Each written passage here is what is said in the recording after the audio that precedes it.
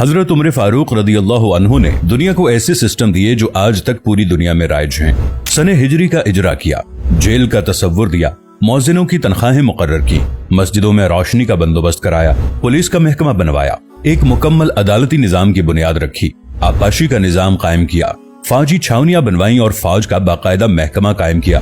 आपने दुनिया में पहली बार दूध पीते बच्चों, माजूरों, बेवाओं और बेआसराओं के वज़ाइफ मुकर्रर किए। आपने दुनिया में पहली बार हुक्मरानों, सरकारी ओहदेदारों और वालियों के असासे डिक्लेयर करने का तसव्वुर दिया। आपने बेइंसाफी करने वाले जजों को सजा देने का सिलसिला भी शुरू किया। आपने दुनिया में पहली बार हुक्मरान क्लास की अकाउंटेबिलिटी शुरू की।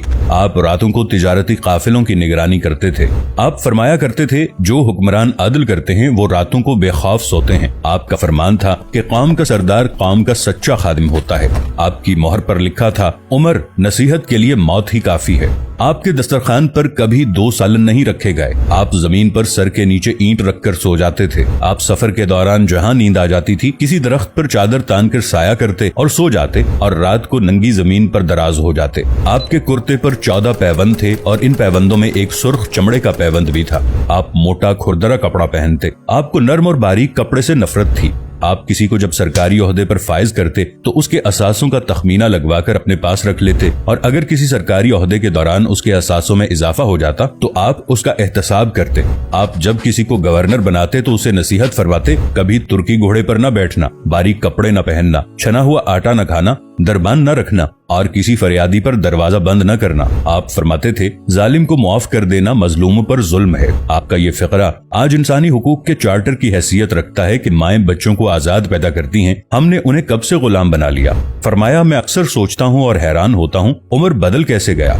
आप इस्लामी दुनिया के पहले खलीफा थे जिन्हें अमीरुल मोमिनीन का खिताब दिया गया।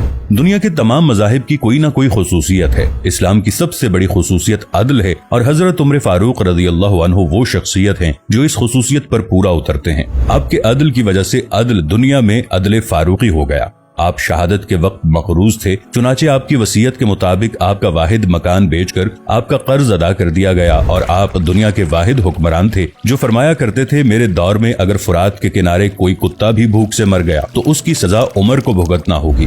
आपके अदल की ये हालत थी। आपका इंतकाल हुआ तो आपकी सल्तनत के दूर दराज इलाके का एक चरवाहा भागता हुआ आया और चीख कर बोला, लोगों, हजरत उमर फारूक रदियल्लाहु अन्हु का इंतकाल हो गया। लोगों ने हैरत से पूछा, तुम मदीने से हजारों मील दूर जंगल में हो, तुम्हें इस सानहे की इत्तला किसने दी। चरवाहा बोला, जब तक हजरत उमर फारूक रदियल्लाहु अन्हु जिंदा थे मेरी भेड़ें जंगल में बेखौफ फिरती थीं और कोई दरिंदा उनकी तरफ आंख उठाकर नहीं देखता था, लेकिन आज पहली बार एक भेड़िया मेरी भेड़ का बच्चा उठाकर ले गया। मैंने भेड़िया की जुर्रत से जान लिया कि आज दुनिया में हजरत उमर फारूक रदियल्लाहु अन्हु मौजूद नहीं है। हजरत उमर फारूक रदियल्लाहु अन्हु ने अपने दौर में जिस जिस खित्ते में इस्लाम का झंडा भिजवाया वहाँ से आज भी अल्लाह अकबर की सदाएं आती हैं। वहाँ आज भी लोग अल्लाह के सामने सजदा करते हैं। दुनिया में अलेक्जेंडर का नाम सिर्फ किताबों में सिमट कर रह गया है, जबकि हजरत उमर फारूक रदियल्लाहु अन्हु के बनाए निजाम दुनिया के 245 ममालिक में आज भी किसी न किसी शक्ल में मौजूद हैं।